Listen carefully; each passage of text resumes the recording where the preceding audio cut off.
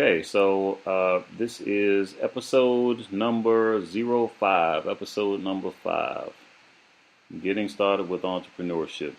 Now, this week we're going to talk about uh, getting in your own way, how we as people get in our own way. We as entrepreneurs, how we get in our own way. I am Kyle, and I have Kevin Logan with me, and that's our topic. And depending on how we feel, there may be a little freestyle in the end if this topic doesn't carry us through the 30-minute period. So, how you doing, Kevin? I'm good, man. How you doing today? Other than the fact that it's raining on the East Coast and it's supposed to continue to rain for the rest of the week, I'm doing all right. Yeah, I had a friend years ago that called the rain liquid sunshine.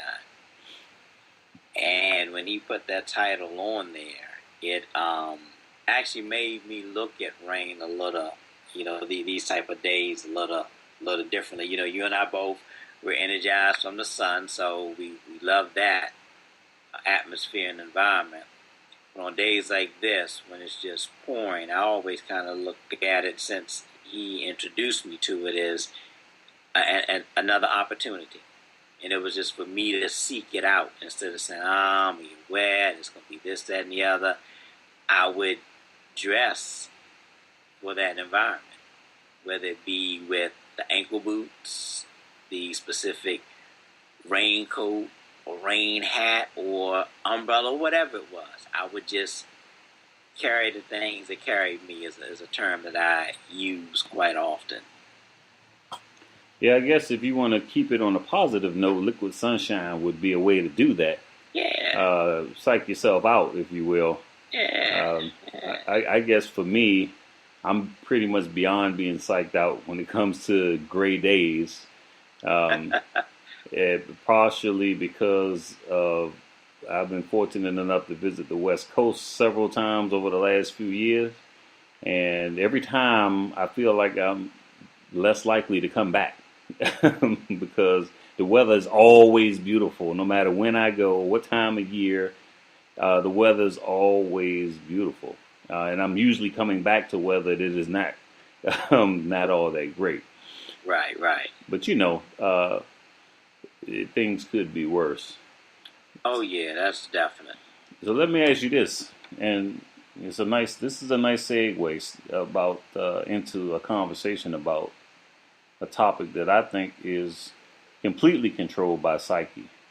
Um, Getting in your own way.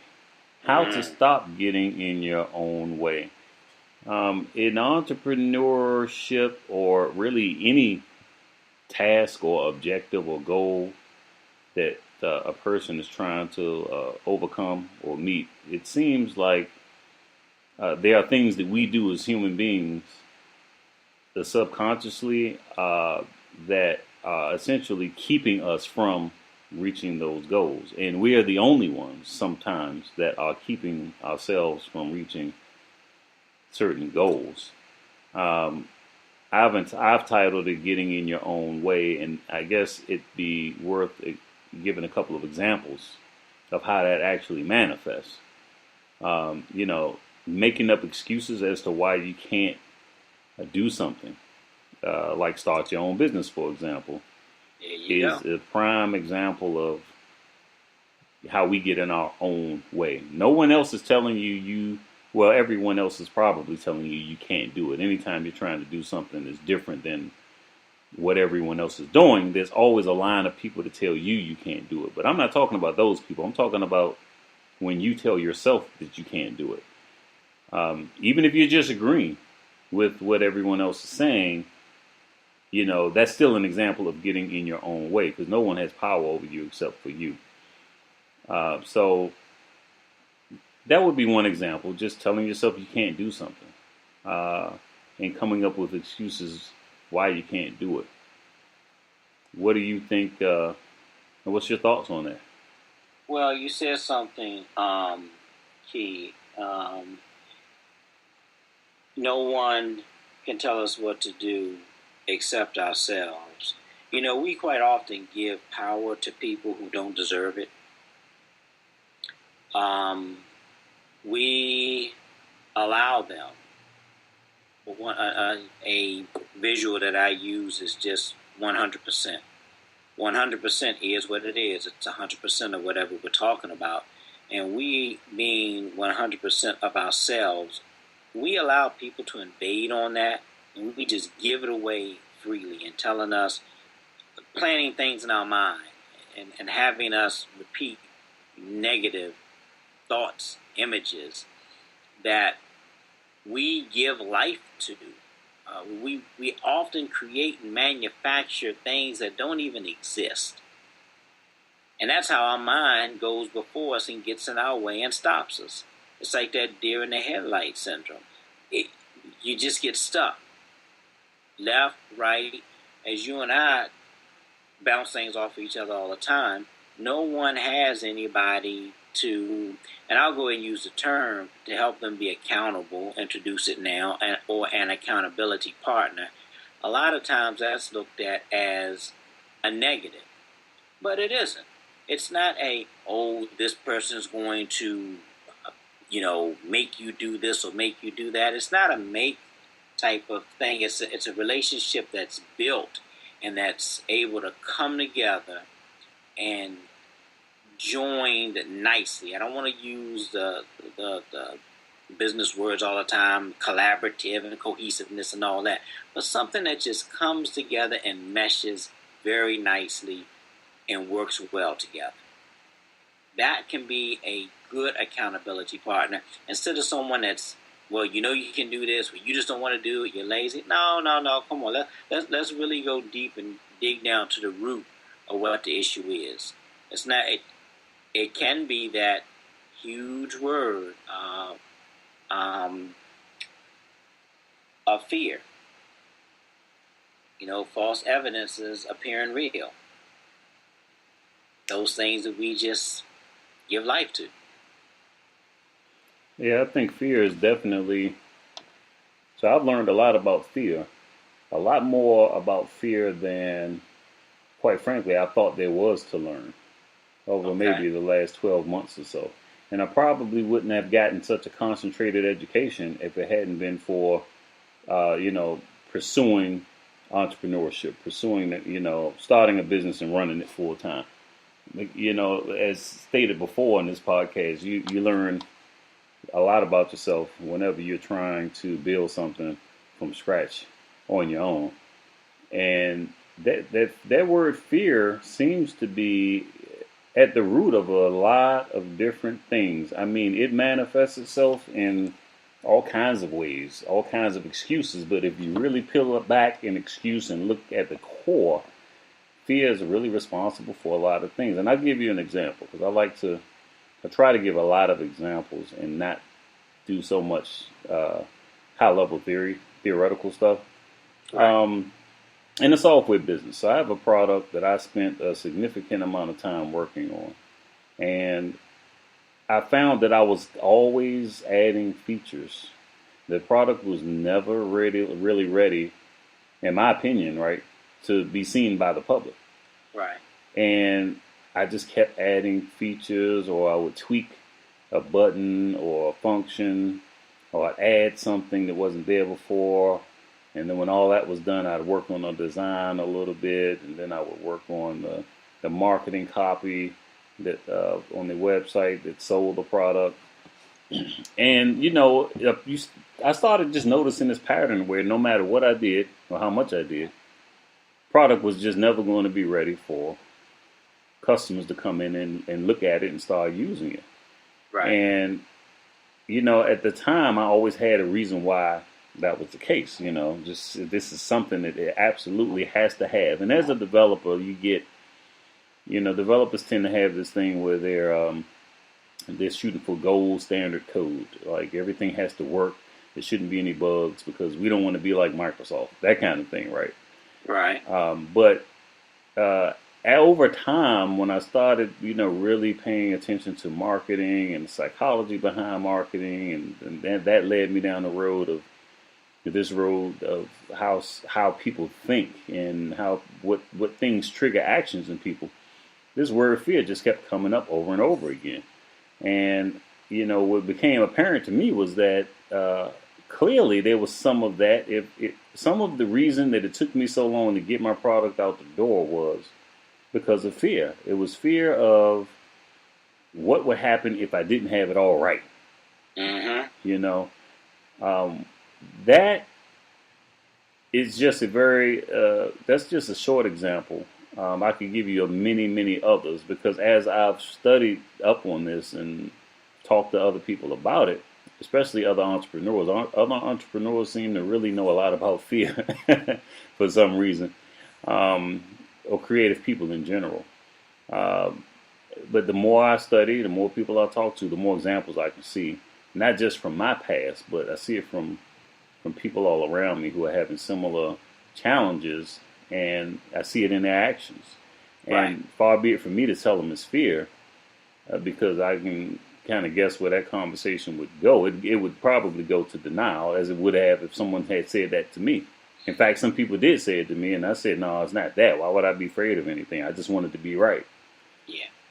Yeah. And so having that accountability partner can really help someone in that to explain to them, well, they're not really talking about fear of, and I'm scared, I'm afraid. It's more so, I want everything to be right. But like I know, everything is not going to be right. And you made this statement a while back that said that,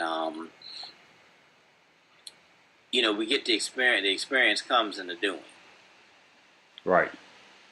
And as we do it and we put out that first, that first whatever, that first widget, whatever it may be, then once we do that, then we're able to see how everything else kind of lines up. And okay, the next time I do it, I'm gonna do better, and I'm gonna go better, and that's what keeps it going for me, time and time again. I mean, every, just about every week, a couple times a week, I still get a little nervousness as I'm getting ready to present something or do something and put it out. And if it's not picture perfect, guess what?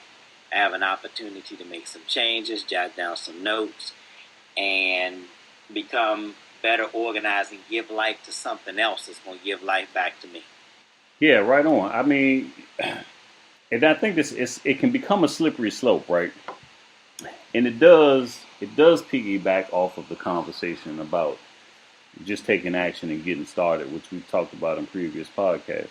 Mm-hmm. Because the fear, right? The fear is one of those things that keeps you from actually doing those things. The fear keeps us from taking action. The fear keeps us from just getting started. Planning, exactly. Now, here we go again, right? Planning is another example of fear, in my opinion.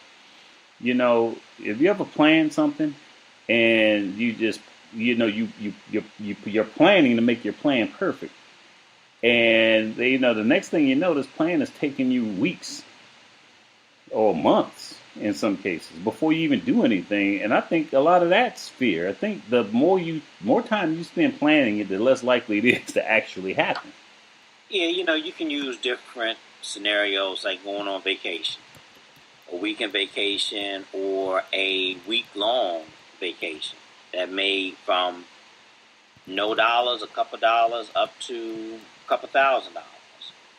And that's one way to look at that planning aspect as well. To say, you know what, if I keep on planning, I'm going to do this weekend, and weekends come and go. And say it's the event is something that needs to take place during nice weather. And like you said, you keep on planning and pushing off. Next thing you know, wintertime is there. But in your mind, if you think about people who want to go on a vacation, they say, you know what, I'm going to plan it, I'm going to do it, I'm gone, we got to go. Like you said, it's done. You're not putting it all. Everything isn't picture perfect. Oh, they're calling for this type of weather, that type of weather. People still go to the beach in the rain. They get there and hope for the best. And guess what? I don't know about you, but if I take a vacation anyway and the weather isn't the way I want it to be, I'm not going to pack up and go home. I don't think anyone has ever done that. I read something years ago where someone said, when you're getting ready to go on vacation, I think they were talking about being persistent. If there's a detour, you don't say, well, you know what, the road's closed. There's a detour. We've got to go an hour out of our way. We're going to turn around and go home. That doesn't happen.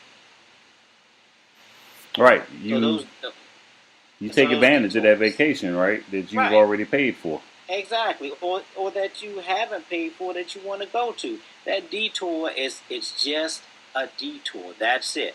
It doesn't tell you to stop. It just tells you that there's going to be some altering factors that are going to come in along this particular journey. We'll go with it, but you'll still reach your destination. Absolutely.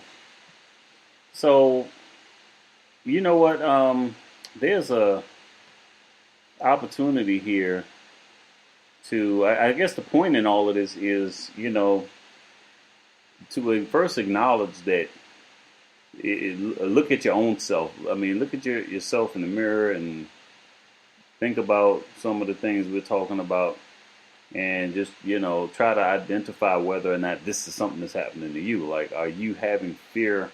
Is fear stopping you from doing some of the things you want to do? Namely, for the purposes of this podcast, is that stopping you from starting your own business?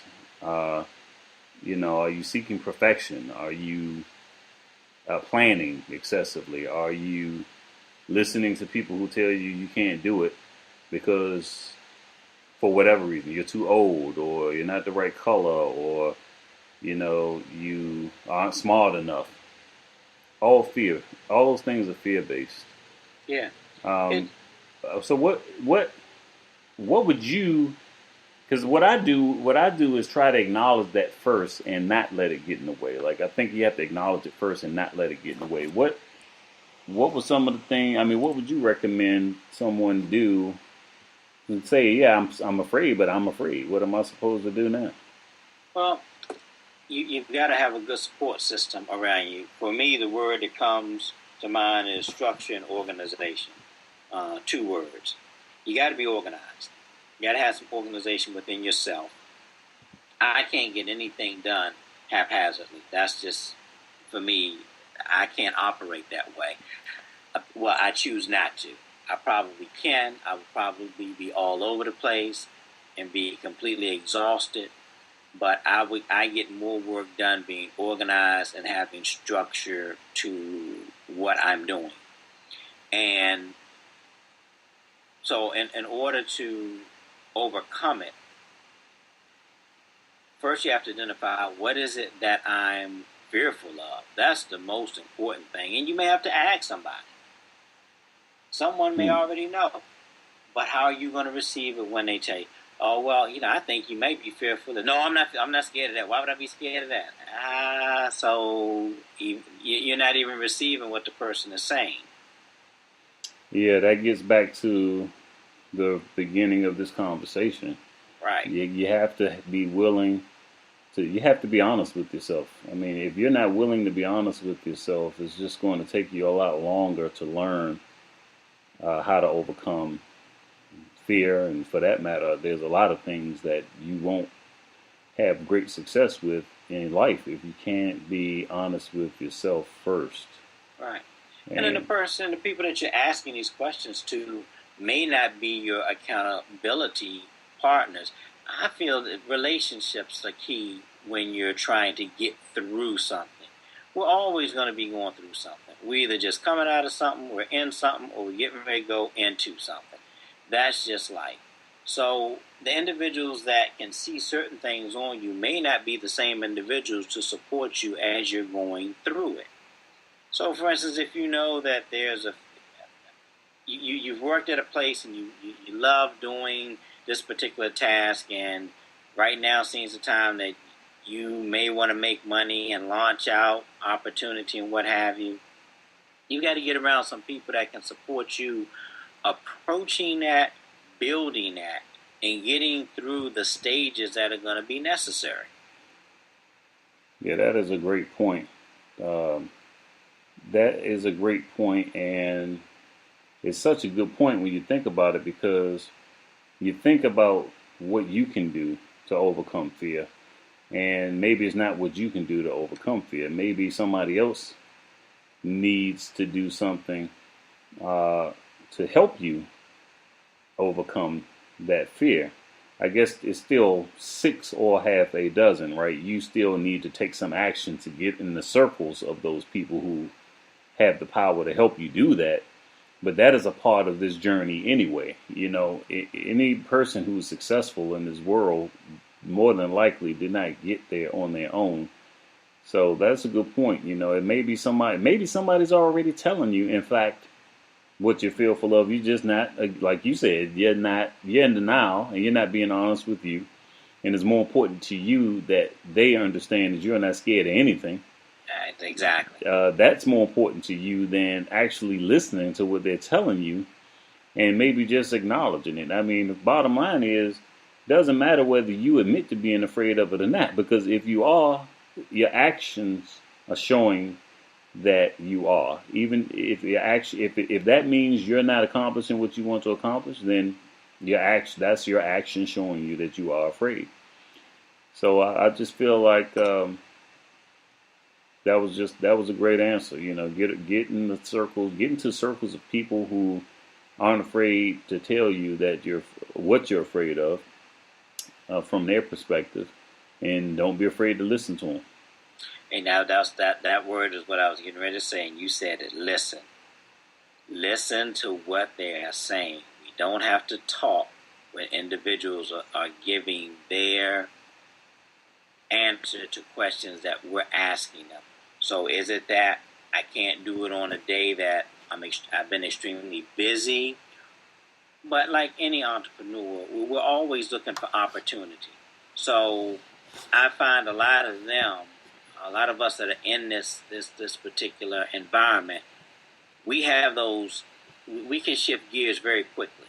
Because when the opportunity presents itself, it's like, you know what, let me go ahead and ask this particular question. I'm really not in the mood, but let me do whatever I need to do, get my favorite pen, my favorite pad, or get my lesson on in a way where I can receive it, hear what they're saying. Then later on, I can go back through it and evaluate what they said and examine myself to find out, okay, what is it that I'm showing as I'm giving off this particular vibe that I'm fearful of this. And then once that's done, and you ask a couple of other individuals, if everyone's saying the same thing, let's call it what it is. I need to, if it's a fear and they seem that it's blocking me, then my conversation with other individuals that can support me through it, I can say, I did a survey of myself with individuals, and I didn't see it, but this is what they seem to think. I need to make sure that I get through this because this is possibly stopping me from doing some things that haven't even presented themselves to me as of yet. Because in my subconscious, I'm not even getting close to what I may be afraid of. I just avoid it. I creatively avoid it. No doubt about it. So I hope you enjoyed this podcast. Next week, join Kevin and I as we will discuss accountability. It's sort of a follow-up to this particular podcast. Thank you.